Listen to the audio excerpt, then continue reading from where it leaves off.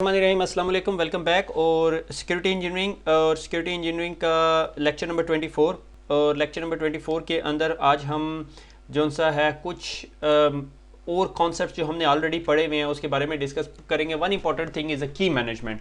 हम उस वक्त से जब से हमने इंक्रिप्शन पढ़नी शुरू की तो हम यही कह रहे हैं कि की बहुत इंपॉर्टेंट चीज़ है, की बहुत इंपॉर्टेंट चीज़ है। ठीक है, हम लोग डाटा है उस की से इंक्रिप्ट करते हैं, हमारे पास सीक्रेट कीज़ होती है, सेशन कीज़ होती हैं, पब्लिक कीज़ की हमने बात की, प्राइवेट कीज़ की बात की, हमने बहुत सारी कीज़ की बात की। ठीक है, तो अब सबसे बड़ा मसला आ जाता है कि की मैनेजमेंट कैसे करें। कि अगर मेरे पास जो सा बहुत सारी डाटा है या बहुत सारी डिफरेंट टाइप ऑफ इंफॉर्मेशन है तो वो मैंने इंक्रिप्ट करना है, तो मैं कैसे इंक्रिप्ट करूँगा। ठीक है, और करूँगा तो की से, मगर उसको फिर कैसे यूज़ करूँगा, की को मैनेज कैसे करूँगा। ठीक है, PCI DSS जो फाइनेंशियल इंडस्ट्री उसकी जो एक one of the security control जो वो डिस्कस करते हैं वो यही है कि की मैनेजमेंट जो है बड़ा अच्छे एडवांस होना चाहिए। ठीक है, इसी तरह जो आप लोग क्लाउड सर्विसेज की बात करते हो तो अमेजॉन वेब सर्विसेज ने रिसेंटली जो सा है वो की मैनेजमेंट सिस्टम निकाल दिया, IAM के अंदर होता है। ठीक है, तो आपके पास मल्टीपल कीज़ हैं और आप जो सा है डिफरेंट कीज़ जो सी हैं रख ली अपने पास, और आप जिस बंदे को की देते हैं वो सिर्फ उस स्पेसिफिक कंटेंट को एक्सेस कर सकता है, ना कि सिर्फ उस कंटेंट को एक्सेस कर सकता है, फिर हम उसके साथ लॉगिंग भी मेंटेन करते हैं कि किस बंदे ने किस जगह को या किस डाटा को एक्सेस किया है यूजिंग विच स्पेसिफिक कीज़। ठीक है, तो इसके लिए की मैनेजमेंट सिस्टम्स यूज़ होते हैं। ठीक है, और डिफरेंट दुनिया में बहुत सारे बेशुमार की मैनेजमेंट सिस्टम है, हर बंदा अपने की मैनेजमेंट सिस्टम सेल करता है। ठीक है, when you lock your house door you don't put it under the carpet. या अगर आपके पास बहुत सारे घर हैं और आप से फॉर एग्जांपल, इसकी मैं एग्जांपल ये देता हूँ कि आपका जो बिजनेस है वो प्रॉपर्टी रेंटिंग का बिजनेस है और आपके पास को 50-60 घर हैं।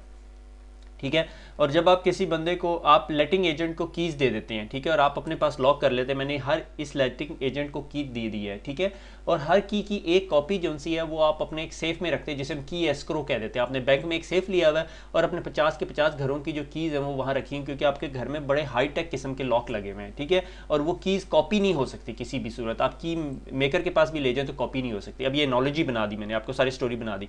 तो अब आप जो है आपको कल को पता चेक करना हो कि यार ये घर नंबर जो 13 था लंदन रोड के ऊपर, उसकी जो सी है की मैंने किसको दी हुई थी, तो आपके पास एक रजिस्टर होगा जिसके अंदर कीज़ पड़ी हुई होंगी। ठीक है, तो it is an example of की मैनेजमेंट। ठीक है, अब मसला ये है कि बहुत सारे लोग जो से एप्लीकेशन बना रहे हैं, एप्लीकेशन डेवलप कर रहे हैं। ठीक है, तो अब वो लोग they are not expert in key management. ठीक है, वो डेवलपर हैं, उन्होंने डेवलपिंग करनी है। ठीक है, तो अब उसके लिए क्या होता है कि हम लोग बहुत डिफरेंट किस्म के की मैनेजमेंट सिस्टम, आपकी बुक ने एक सिस्टम यूज़ किया वो एक्स की मैनेजमेंट है। एक्स से मुराद है XML बेस्ड की मैनेजमेंट सिस्टम। XML की बेस्ड मैनेजमेंट सिस्टम क्या होता है कि आपके पास एक डायरेक्टरी सर्विसेज है जिसे हम सर्टिफिकेट अथॉरिटी कह सकते हैं। ठीक है, तो आपके क्लाइंट के पास एक स्पेसिफिक इंफॉर्मेशन आई और उसके नीचे सिग्नेचर हुआ है, सिग्नेचर डाइजेस्ट या वो उसने अब की स्पेसिफिक की को वेरीफाई करना है। ठीक है, कि यार ये की ट्रस्टेड है या नहीं। वो एक ट्रस्टेड सर्विस को अपने XML के कोड के अंदर, ये XML के कोड टाइप की इंफॉर्मेशन है, X.509 आपको पूरा स्टैंडर्ड पढ़ना पड़ेगा। ठीक है, उससे एक इन्फॉर्मेशन भेजेगा और ये इन्फॉर्मेशन ट्रस्टेड सर्विस जो सा है डायरेक्टरी सर्विसेज को भेजेगी, डायरेक्टरी सर्विसेज आपको डिजिटल सर्टिफिकेट वापस भेजेगा। ठीक है, ये that is called X.509 certificate. ठीक है, जिस तरह वो X.509 सर्टिफिकेट भेजेगा तो आप उस सर्टिफिकेट को जिस तरह खोल के देखेंगे आपको अंदाजा हो जाएगा ये क्या चीज़ है। ठीक है, और क्लाइंट आप उस बेस के ऊपर डिसीजन कर सकते हो, हाँ भाई ये जो काशिफ ने मुझे डॉक्यूमेंट भेजा है, से फॉर एग्जांपल इसकी एग्जांपल ये है कि ये आसिफ है और ये काशिफ है। काशिफ ने एक डॉक्यूमेंट लिखा और उसके नीचे अपनी एक स्टैंप लगा दी और ये उठा के मैंने ये यहाँ पे भेज दिया। अब मेरे पास ये डॉक्यूमेंट आ गया, मगर आसिफ जो है वेरीफाई करना चाहता है यार ये डॉक्यूमेंट ओरिजिनल है या नहीं। PGP के अंदर आप अक्सर ये यूज़ करते हैं। ठीक है, तो जैसा कि आपके पास आया, आपने ये सर्टिफिकेट का काशिफ से दोबारा जाके वेरीफाई करूँगा, अगर काशिफ ऑलरेडी कंप्रोमाइज़ हुआ है तो कोई फ़ायदा नहीं होता। ठीक है, तो मैंने क्या किया, मैंने की जो सी ट्रस्टेड सर्विस को भेजी, ट्रस्टेड सर्विस ने वेरीफाई किया कि ये जो डिजिटल सर्टिफिकेट है ये वैलिड है, तो उसने समझ लिया कि ये जो डॉक्यूमेंट काशिफ के पास आया हुआ है, ये काशिफ के पास आया हुआ है, ये वैलिड और ये काशिफ के ही पास से आया हुआ है। इसी तरह इसके बहुत सारे और सिचुएशन या और बहुत सारे तरीक़ेकार हैं जिसे आप यूज़ कर सकते हो। ठीक है, जिस तरह ये रिलाइंग पार्टी है, ये रिक्वेस्ट करती है, ठीक है, ADSS मुझे नहीं पता, XKMS सर्विस को, और XKMS सर्विस जो सी है ये सर्टिफिकेट अथॉरिटीज़ ये पब्लिक की इंफ्रास्ट्रक्चर के पास जाती है और वहाँ से रिप्लाई ला के आपको XMS या XML बेस्ड की मैनेजमेंट सिस्टम रिस्पॉन्स देती है, ठीक है। इसका ये मतलब नहीं आपको सारे का सारे सिस्टम समझना चाहिए, मगर अगर आप कोडर हैं और आप डेवलप कर रहे हैं तो आपको उसके अंदर ये कोड लिखने पड़ेंगे, ठीक है, कि आपने कभी कोई की वेरीफाई करनी है तो X.509 स्टैंडर्ड के तहत आपने इस ट्रस्टेड सर्विस प्रोवाइडर को की भेजनी है, इंफॉर्मेशन भेजनी है, और वो आपको उसका सर्टिफिकेट ला के देगा। इसी तरह की रेवोकेशन लिस्ट और सारा कुछ, ये सारे डिजिटल सर्टिफिकेट अथॉरिटीज़ के साथ काम हो रहा था। आपके ऑपरेटिंग सिस्टम में भी कुछ इस तरह के प्रोसेसेस चल रहे होते हैं। अगर आपने PGP इंप्लीमेंट किया हुआ अपने नेटवर्क के अंदर for the encrypted email system, तो उसके अंदर भी बैक एंड पे ये चीज़ें चल रही होती है, ठीक है। अगर आपने एप्लीकेशन डेवलप कर रहे हैं और आपने कहीं से डिजिटल सर्टिफिकेट वेरीफाई करना है तो आप इस कोडिंग मैकेनिज्म को यूज़ करते हैं। इसका ये मतलब नहीं आपने पूरे का पूरा की मैनेजमेंट सिस्टम रखा हुआ है, आपने सिर्फ उस XML बेस्ड की मैनेजमेंट सिस्टम की क्यूरीज यूज़ करनी है, ठीक है। अच्छा, उसके बाद की मैनेजमेंट के बहुत सारे स्टैंडर्ड्स हैं। उसमें एक स्टैंडर्ड जो सा फाइनेंशियल इंस्टीट्यूट यूज़ कर रहा है, that is called NC X9.17, ठीक है। हायरार्कीज ऑफ द कीज़ है, ठीक है, कि अगर एक बंदा जो सा ट्रांजैक्शन कर रहा है, ठीक है, सही मैंने कहा ये बैंक के साथ ट्रांजैक्शन कर रहा है, तो उसके पास एक डाटा की होती है, ठीक है, जिसकी बेस पे जो सा है वो अपनी इंक्रिप्शन को, अपनी ट्रांजैक्शन को सिक्योर कर रहा है। उसके अंदर पीछे क्या स्टोरी हो रही होती है वो हम डिटेल में नहीं जाएंगे, हम CISS पे पढ़ रहे हैं। 2000 फुट व्यू है, ठीक है। सो शॉर्ट की है, वेरी लिमिटेड लाइफ स्पैन है, ठीक है। ये 2 टियर आर्किटेक्चर है, इसमें 3 टियर आर्किटेक्चर भी होता है, ठीक है। तो मेरे पास ये शॉर्ट की है, मैं इस की से जो सा डाटा इंक्रिप्ट करता रहूँगा। एक की होती है जो इसकी इस हायरार्की के अंदर सबसे बॉटम पे जाती है, इसको मास्टर की इंक्रिप्टिंग की, ठीक है, और ये मैनुअली डिस्ट्रीब्यूट होती है। इस की के जरिए आप डी के वाली जो की है उसको इंक्रिप्ट करते हैं, ठीक है। अब ये डिस्ट्रीब्यूट मैनुअली से क्या मुराद, आउट ऑफ बैंड की मैनेजमेंट हो सकती है कि किसी ने ईमेल के जरिए भेज दी है, किसी ने USB के जरिए भेज दी है, किसी ने पोस्ट के जरिए भेज दी, ठीक है, कुछ भी हो सकता है। तो फाइनेंशियल इंस्टीट्यूशन के अंदर NC X9.17 यूज हो रहा था। एग्जाम में आएगा या नहीं पता। सेपरेशन ऑफ ड्यूटीज की मैनेजमेंट के अंदर सबसे इंपॉर्टेंट चीज है सेपरेशन ऑफ ड्यूटी, कि मैंने जो सी सारी की सारी कीज हर बंदे को नहीं दे देनी, ठीक है। Cross check to ensure that the misuse and abuse of the asset due to the innocent mistake और मैलिशियस इंटेंट, कि मैंने अपनी सारी की सारी जितने 50 के 50 घर थे उन सब की चाबियां जो है एक बंदे को दे दी, ठीक है। जब मैंने उस एक बंदे को दे दी तो कल को वो मैलिशियस हो जाता है तो वो क्या करेगा, 50 के 50 घरों में जाके चोरी कर लेगा, ठीक है। और दूसरी चीज आ जाती है सेपरेशन ऑफ ड्यूटी के साथ dual control, 2 or more person to come together to collate the complete process, ठीक है। से फॉर एग्जांपल अगर किसी ने मैंने अपने घर वाली एनोलॉजी लेके चलते हैं कि मैंने अगर किसी को घर दिखाना है तो उस घर के दरवाजे के मेन डोर के ऊपर 2 लॉक्स हैं, ठीक है। अब 2 लॉक्स के लिए एक की मेरे पास है और एक मैंने की जो है अपने जो लेटिंग एजेंट है उसे दे दी है। जब भी उसने कहीं घर व्यू करवाना होता है तो वो मुझे कॉल करता है कि 5 बजे यहाँ पर आ जाना, तो एक की वो डाल के दरवाज़ा खोलता है, दूसरी की मैं डाल के दरवाज़ा खोलता हूँ, फिर वो बंदा अंदर आता है, ठीक है। तो that is called dual control. अच्छा, स्प्लिट नॉलेज। स्प्लिट नॉलेज ये है कि हर बंदे ने क्या कुछ लेकर आना है, ठीक है। अब ये ड्यूल कंट्रोल के साथ थोड़ा सा मिक्स हो रहा है, ठीक है। तो for example 2 locks on the safe door, वही एग्जाम्पल, ठीक है। तो उस जो मेरा लेटिंग एजेंट है वो भी चाबी लेकर आ रहा है और मैं भी चाबी लेकर आ रहा हूँ, हम दोनों इंप्लीमेंट कर रहे हैं उस चाबी के जरिए, ठीक है, उस चाबी के जरिए दरवाज़ा खोल। अच्छा, अब ड्यूल कंट्रोल और स्प्लिट नॉलेज के अंदर जो की डिफ्रेंसिएशन है वो ये कि 2 or more person come together, उन 2 बंदों ने इकट्ठे होना है वहाँ पे, ठीक है। और स्प्लिट नॉलेज क्या है कि वो दोनों कुछ चीज़ लेकर आएंगे साथ, जिसे हम चाबी कह सकते हैं, ठीक है। तो ये चाबी जो सा है वो इज कॉल्ड स्प्लिट नॉलेज। या स्प्लिट नॉलेज की एक एग्जाम्पल ये है कि ये जो कोई एक बड़ी सेफ है उसके अंदर लॉगिन करने के लिए 6 डिजिट का कोड है, 2 डिजिट एक बंदे को पता है, 2 डिजिट एक बंदे को, 2 डिजिट एक बंदे को, ठीक है। अगर 2 बंदे इकट्ठे मिल जाते हैं, ठीक है, तो वो तीसरे बंदे के डिजिट कम्बिनेशन ढूंढने के लिए उन्हें सिर्फ 99 कम्बिनेशन लगाने पड़ेंगे, ठीक है। अब इसके अंदर थोड़ी सी एक कन्फ्यूजन आ जाती है, this is where this table comes in. हाँ, bad example, splitting a key in half to form 2 parts, ठीक है, कि एक जो की थी, ठीक है, हमने उसको काट दिया, आधा कर दिया, 2 पीसेस में कर दिया और मैंने वो जो सा है 2 बंदों को दे दी, ठीक है। Dual control but not split knowledge. अब ड्यूल कंट्रोल हो रहा है, स्प्लिट नॉलेज नहीं है, ये यहाँ पे ये याद रखना है। अब ये कंपैरिजन हो रहा है, ठीक है। Assuming 2 people each with the unique half की, ठीक है, ड्यूल कंट्रोल है, दोनों बंदों के पास आधी वो है। 1 person could determine the key by brute forcing the other half of the key space, कि अगर मेरे पास एक की है जिसे मैंने कह दिया 10 डिजिट की है, 5 डिजिट एक बंदे के पास है, 5 डिजिट दूसरे बंदे के पास है, ठीक है। अब होगा क्या कि एक बंदा जो सा है वो बाकी 5 डिजिट हिंसे अगर उसने कैलकुलेट करने हैं तो उसे सिर्फ 5 डिजिट ब्रेक करने पड़ेंगे, ना कि पूरे के पूरे 10 डिजिट ब्रेक करने पड़ेंगे। ठीक है, ये जो सा है ड्यूल कंट्रोल हो गया कि एक बंदे के पास आधा नॉलेज है और एक बंदे के पास आधा नॉलेज है, यानी दोनों के पास कंबाइन करते हैं तो वो मिलता है। ठीक है, अब how to make a dual control split knowledge compliant, बहुत इंटरचेंजेबली यूज होती हैं। Each person maintain a control of his or half of the key, protect each half with a unique PIN or pass phrase. ठीक है, कि जो बाकी half है उसे पिन और पास फ्रेज से करेक्ट किया, अगर वो कम्बिनेशन इस्तेमाल करेगा तो वो उसे यूज़ नहीं कर सकता अनलेस उसके पास दूसरे हिस्से का भी पिन हो। ठीक है, अच्छा ये मैंने बड़ी देर सोचा है इसके बारे में, कोई मुझे एग्जांपल इस टाइम रियल टाइम मिली नहीं है। ठीक है, तो will work it out. Storing key component on two cryptographic token with no further user authentication, कि भाई जो की कंपोनेंट्स हैं, एक की के आधे आधे दो हिस्से हैं जो से वो रखे हुए हैं मगर ऑथेंटिकेशन नहीं है। No enforcement of split knowledge, ठीक है, स्प्लिट नॉलेज एनफोर्स नहीं किया हुआ। No unique authentication method to individual accountable, ठीक है, कि जो अकाउंटेबिलिटी नहीं है, आपने ऑथेंटिकेशन लगाई नहीं हुई। ठीक है, दो जगह पे रखी हुई है, मैं जाता हूँ एक जगह से भी डाटा उठाता हूँ, दूसरी जगह से भी डाटा उठाता हूँ, ये किसी तरह उस प्रोसेस को सर्कमवेंट कर ले तो मेरे पास पूरे का पूरा आ जाता है। इसीलिए इट इज़ ऑलवेज रिकमेंडेड कि अगर स्प्लिट किया जाता है तो उनको फिर इनक्रिप्ट किया जाए या उनके ऊपर कोई पिन कोड लगाया जाए जो इनक्रिप्ट करेगा। ठीक है, each person maintain the control of his individual token और स्मार्ट कार्ड, कि अगर मेरे पास दो स्मार्ट कार्ड हैं जिसके जरिए कि भाई अगर मेरे पास एक लॉक है और उसके ऊपर दो स्मार्ट कार्ड डाले हुए हैं। ठीक है, बेस्ट कंट्रोल क्या है, दो स्मार्ट कार्ड हैं। ठीक है, इसकी एक एग्जांपल ये बन सकती है, मैंने फ़ौरन तौर पे बनाई है, कि मेरे पास एक सेफ है और उसमें दो स्मार्ट कार्ड जाते हैं। ठीक है, काशिफ के पास एक स्मार्ट कार्ड है और आसिफ के पास एक स्मार्ट कार्ड है। वेरी गुड कंट्रोल, काशिफ आके स्मार्ट कार्ड लगाता है, आसिफ आके स्मार्ट कार्ड लगाता है।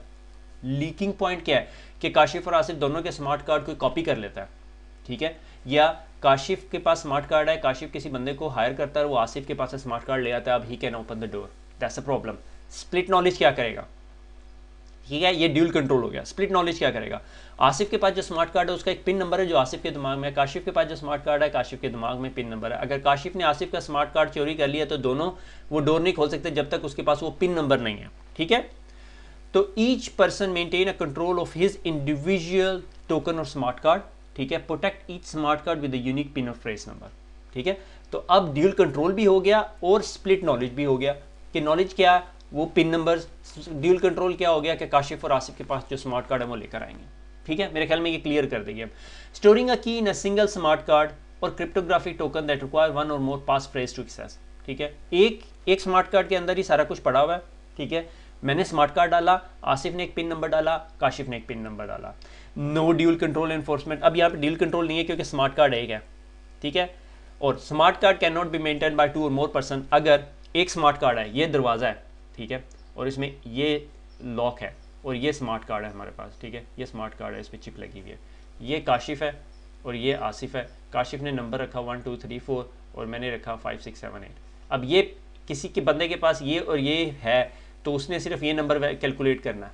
ठीक है, हम कह रहे हैं नहीं, बेस्ट प्रैक्टिस है कि एक और स्मार्ट कार्ड हो और इसके पास अपना नंबर हो, इसके पास अपना, और इस दरवाजे में दो स्लॉट्स हों, की 1 की 2 pin 1 pin 2, that's the best thing.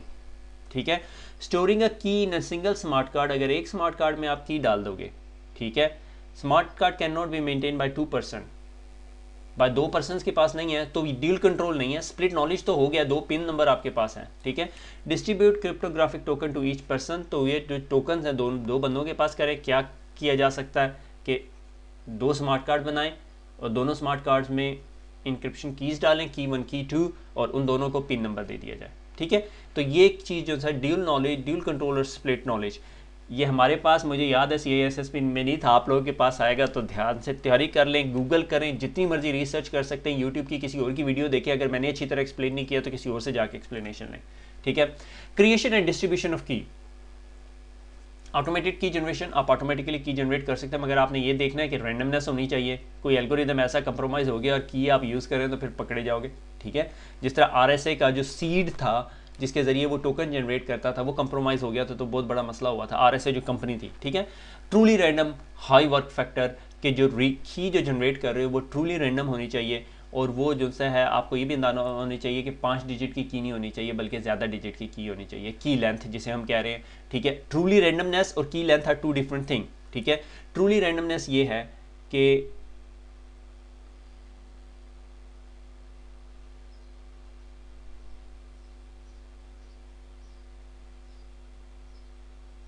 ये मैंने अपनी तरफ से रैंडमनेस बनाई है, ठीक है, ये आपकी चाबी होगी, दैट इज रैंडमनेस। की लेंथ क्या है, दिस इज योर की लेंथ, ठीक है, ठीक है। अब एसिमेट्रिक की लेंथ हमें पता है, एसिमेट्रिक एल्गोरिथम क्या है, आरएसए जिस तरह है, डिफी-हेलमन हमारा एसिमेट्रिक एल्गोरिथम है। क्लेम्स के आरएसए का 1024 बिट का जो है की साइज है, ठीक है, और उसकी strength equal to 80 bit symmetric keys है, ठीक है। और अगर आरएसए को 2048 कर दो तो 1112 है। जब याद है आपको, जब मैंने आपको क्वांटम क्रिप्टोग्राफी पढ़ाई थी तो मैंने बताया था कि क्वांटम क्रिप्टोग्राफी से सबसे बड़ा डेंजरस जो सा है वो एसिमेट्रिक की एल्गोरिथम को है। सिमेट्रिक की एल्गोरिथम की तो कीज बहुत लंबी होती हैं और कोई मसला नहीं होता, मगर आरएसए की 1024 बिट की जो सी है वो 80 बिट के इक्विवेलेंट है। इसके आप क्वेश्चन पूछ रहे होगे भाई ये क्यों है कि आरएसए की 1024 बिट है और उसकी सिमेट्रिक की 80 बिट्स है। अगर आपको याद हो कि एक जो सा प्राइम फैक्टराइजेशन की बेस के ऊपर था, एक सब प्राइम नंबर्स के कुछ फैक्टराइजेशन के ऊपर, ठीक है।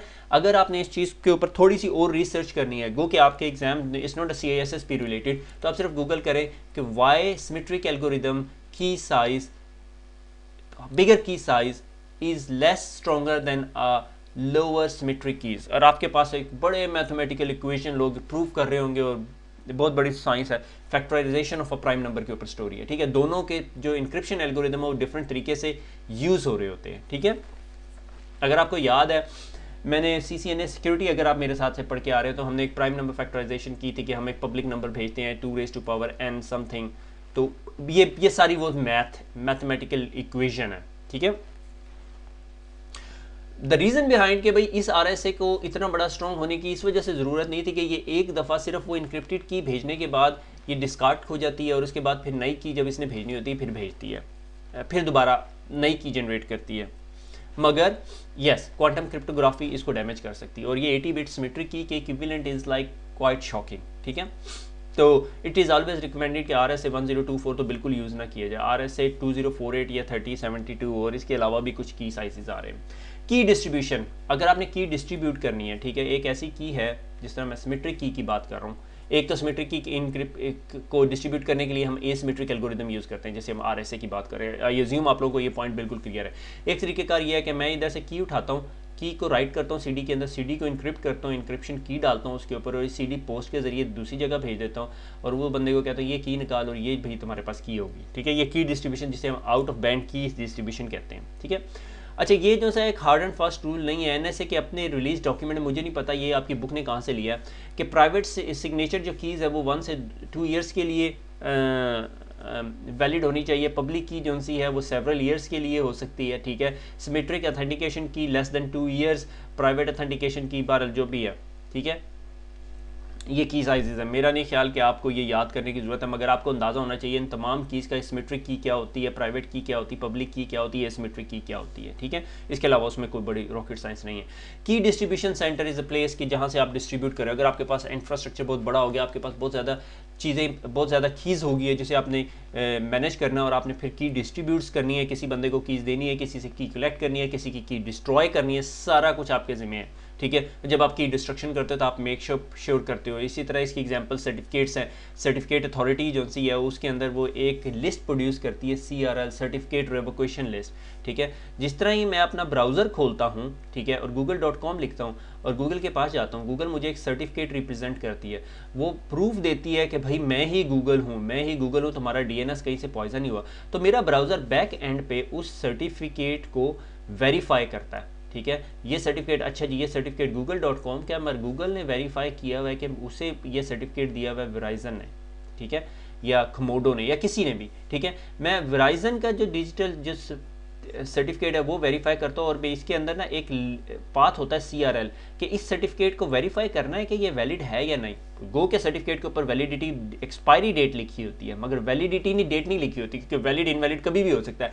कल को गूगल को कोई बंदा कंप्रोमाइज़ करता है और उसका डिजिटल सर्टिफिकेट उठा लेता है और अपने तमाम सर्वर्स के ऊपर गूगल का सर्टिफिकेट लगा लेता है।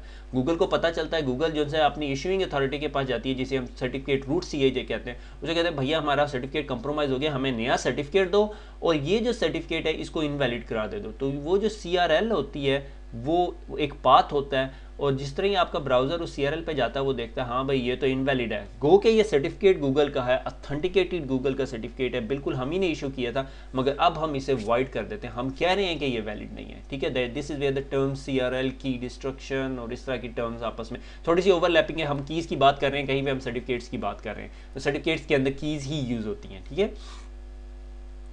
अच्छा, उसके बाद की एस्क्रो जिस तरह मैं एग्जांपल दे रहा था कि मैंने अपनी घर की जो तमाम कीज़ हैं वो उठा के जो सा एक थर्ड पार्टी के पास रखी इन केस ऑफ बैकअप के मेरा एजेंट वो की घुमा देता है, ठीक है। तो मैं जो सा जब भी किसी टेनेंट को घर की चाबियां देता हूँ तो मैं उससे एक एग्रीमेंट लेता हूँ कि अगर तुमने कीज़ घुमाई तो मैं तुमसे $500 या 500 पाउंड या 5000 रुपये जुर्माना करूँगा, क्योंकि मुझे पता है मेरी कीज़ एक्सपेंसिव है। तो जिस तरह ही वो की गुम जाती है तो मैं की एस्क्रो के पास जाता हूँ और वहाँ से की उठाता हूँ और उसको कॉपी बनवाता हूँ उसकी। जिस तरह अब ये यहाँ पे मैंने आपको पहले कहा हुआ है कि मैं कॉपी नहीं बनवा सकता या बन नहीं सकती, मगर उसका स्पेशल अथॉरिटी लेटर होता है, उसके बगैर बन नहीं सकती कॉपी, ठीक है। सो दिस इज कॉल्ड की एस्क्रो। अच्छा, उसके बाद एक बहुत बड़ा topic is called digital rights management. अब डिजिटल राइट्स मैनेजमेंट क्या है? डिजिटल राइट्स मैनेजमेंट एक ऐसी चीज़ है कि मैंने एक चीज़ बनाई, मैंने एक सॉफ्टवेयर बनाया, मैंने एक गेम बनाई, ठीक है, या मैंने एक म्यूज़िक बनाया और मैंने आपको दे दिया और आपने उठाया उसको एक CD से कॉपी किया दूसरे में डाल दिया। मुझे पता है हर जगह होता, ठीक है, Chinese are expert in it, ठीक है। तो अब मसला ये है कि बहुत सारी कंपनीज़ ने सोचना शुरू किया यार ये इससे बिग इशू, हमें बड़ा नुकसान हो रहा है और हम लोगों के ये जो क्रिएटिव एक्टिविटी या कॉपी राइट्स जो सा ये बहुत बड़ा इशू है, ठीक है। उर्दू IT अकेडमी का तो कोई इशू नहीं है, आप उठाएं जाके जो मर्जी करते फिरें। तो मगर जो कंपनी जिस चीज़ से प्रॉफिट बनाती हैं या जो एज अ बिजनेस यूज़ करती है, they don't want you to crack the thing और अपलोड कर दें। पायरेट बे एक बहुत बड़ी एग्जांपल है, ठीक है। तो कंपनीज ने क्या करना शुरू कर दिया, उन्होंने डिजिटल राइट्स मैनेजमेंट एक सॉफ्टवेयर या एक मैकेनिज्म बनाना शुरू कर दिया जिससे आप उसे क्रैक ना कर सकें, ठीक है। उसकी सबसे कॉमन एग्जांपल जो डिजिटल राइट्स मैनेजमेंट बड़ा गॉन रॉन्ग वाली सिचुएशन हुई कि सोनी BMG ने 2004 या 2005 के अंदर ना एक डिजिटल राइट्स मैनेजमेंट किट अपने सिस्टम के अंदर डाल दी, जिसे कहते थे वो सोनी रूट किट, ठीक है। वो आपके सिस्टम पे गई और आपने उसने आपके सिस्टम की कोई कॉन्फ़िगरेशन चेंज कर दी कि जब भी सिस्टम के पास कोई ऐसी फाइल हो जो इस तरह हो तो सिस्टम उसे रीड ही ना कर सके। तो आप CD खोलते थे, आपको CD के अंदर कुछ नहीं नज़र आता था, क्योंकि जिस तरह आप CD डालते थे वो आपका एक सॉफ्टवेयर इंस्टॉल करती थी और वो आपके सिस्टम को ब्लाइंड कर देती थी, आपके ऑपरेटिंग सिस्टम को, यानी आपके ऑपरेटिंग सिस्टम को ट्वीक कर देती थी $$ के साइन से। अब हैकर्स को जब ये पता चला तो हैकर्स ने क्या किया, हैकर्स ने ये किया कि हैकर्स ने अपने हैकिंग टूल बना दिया और उन फाइल का नाम $$ कर दिया। तो हैकर्स की अपने मेलवेयर्स आपके सिस्टम पे पड़ी होते, आपका सिस्टम वो भी नहीं देख सकता था, तो बहुत बड़ा मसला हो गया। बल्कि एक एंटीवायरस कंपनी ने क्लेम किया कि उन्हें पता चल गया था, मगर उन्होंने डिजिटल मिलेनियम कॉपीराइट एक्ट की वजह से नहीं बताया, क्योंकि डिजिटल मिलेनियम कॉपीराइट एक्ट ये कहता है कि अगर मैं एक सॉफ्टवेयर बना रहा हूँ और मैं उस सॉफ्टवेयर की इंफॉर्मेशन कोई और लीक कर देता है तो वो फिर सोनी उस पर जाना कर देती। अब सोनी जो थी बिगर कंपनी थी वो एंटीवायरस कंपनी से, तो बहरहाल बाद में लोगों ने कहा कि भाई ये तो बड़ा नुकसान होना शुरू हो गया। हैकर्स ने जो से अपनी तमाम फाइल्स जो से $$ करनी शुरू कर दी। जिसके पास भी सोनी की एप्लीकेशन होती थी उस टाइम गाने हर बंदा सुनता था, तो उसके तमाम सिस्टम्स में चली गई। और हैकर जो है अपने मज़े से एक, अगर आपने वो आपके ऑपरेटिंग सिस्टम ऑलरेडी ब्लाइंड कर दिया गया कि भाई वो अपने आपके घर का जो सा चौकीदार, आपने उसे कहा कि भाई ये कबर्ड्स के अंदर तुमने कुछ नहीं देखना, ठीक है। हालांकि पहले वो कबर्ड्स देखता था, अब जो चोर है हमेशा आके कबर्ड पे छुप जाता है, वो चोरी करके ले जाता है। आप कहते हो यार चौकीदार तुम काम ही नहीं करते, भैया आपने खुद चौकीदार को मना किया कबर्ड में देखने से, ठीक है। तो ये स्टोरी है। तो उसके बाद डिजिटल राइट मैनेजमेंट अभी बहुत सारी कंपनीज काम करती हैं। अगर आपको Xbox आप लोग खेलते हैं तो Xbox जो सा है वो उसकी रिक्वायरमेंट है हर 24 घंटे में उसने कॉल होम बैक करनी है, होम बैक कॉल करता है और वहाँ से माइक्रोसॉफ्ट वेरीफाई करती है कि इसके सिस्टम के ऊपर जितनी गेम्स पड़ी हुई हैं, जितने सॉफ्टवेयर्स पड़े हैं वो सारे digitally signed proved registered bot हैं। यानी वो माइक्रोसॉफ्ट अपने पास एक वॉलेट मेंटेन करता है कि हमने जितने सॉफ्टवेयर्स बाय किए होते हैं वो माइक्रोसॉफ्ट फिर वेरीफाई करता है वॉलेट के अगेंस्ट, हाँ भाई इस बंदे ने सारे बाय किए हैं, ठीक है। तो वो जब आप डिजिटल क्रैकिंग और वो उसे क्या कहते हैं जेल ब्रेकिंग कर रहे होते हो तो वो आप एक्चुअली ये वाला रास्ता काट रहे होते हो, ठीक है। तो उसके अंदर बहुत से ऑलवेज ऑन DRM टाइप के सॉल्यूशंस है कि जो हर वक्त ऑन होते हैं। USB की के जब आप USB की लगाएंगे तो फिर ही होगा। डिजिटल वाटर मार्किंग जब आप प्रिंटेड वो लेते हैं तो बैक एंड पे बहुत बड़ा होलोग्राम से बना होता है। मेरे ख्याल में उर्दू IT अकेडमी का भी यहाँ पे कहीं पे लोगो बना होगा। फिंगर प्रिंटिंग कि आप ऑपरेटिंग सिस्टम फिंगर प्रिंटिंग कर लेते हो कि ये ऑपरेटिंग सिस्टम है, इसके हार्डवेयर का वर्जन ये कुछ है और उसके बाद आप वेरीफाई कर लेते हैं। तो अमेरिका में डिजिटल मिलेनियम कॉपीराइट है इस तरह की चीज़ों को प्रोटेक्ट करने के लिए EU या यूरोप के अंदर EU कॉपीराइट डायरेक्टिव या EUCD which enters into the force in 2001 के अंदर था कि अगर आपने कोई भी डिजिटल मीडियम या डिजिटल प्रोडक्ट प्रोड्यूस किया तो आप वेरीफाई करेंगे, ठीक है। अभी इसी तरह एक गेमिंग प्लेटफॉर्म है, इस कॉल्ड स्टीम। मुझे नहीं पता आप लोगों को कितनों को स्टीम का पता है। स्टीम पे आप गेम बाय कर लेते हैं और गेम को ऑफलाइन कर देते हैं, ऑफलाइन मोड में स्टीम खेल सकते हैं, यू कैन डू इट, ठीक है। मगर एक्सबॉक्स आपको नहीं करने देता, आपको 24 घंटे से ऊपर नहीं जाने देता, ठीक हो गया। Very good. आज हमने जो सा है DRM देखा, कुछ की management processes, creation destruction of the keys, digital signatures देख लिए। नॉन रेपुडिएशन मुझे पढ़ाने की ज़रूरत नहीं है। हैशिंग को अगले लेक्चर में डिस्कस करेंगे। फिर क्रिप्टो एनालिटिक अटैक्स देखेंगे मेरे ख्याल में अगले लेक्चर। फिर उसके बाद साइट एंड फैसिलिटी कंसिडरेशन में चले जाएंगे, वहाँ से हम बड़ी स्पीड पकड़ेंगे मेरे ख्याल में। ये जो सा टॉपिक्स है ना, इन्होंने बहुत ज़्यादा टाइम लिया, ठीक है, बल्कि इससे ऊपर वाले भी थे। तो खुश रहें, दुआ में याद रखिएगा। फिर मुलाकात होगी। अल्लाह हाफिज़।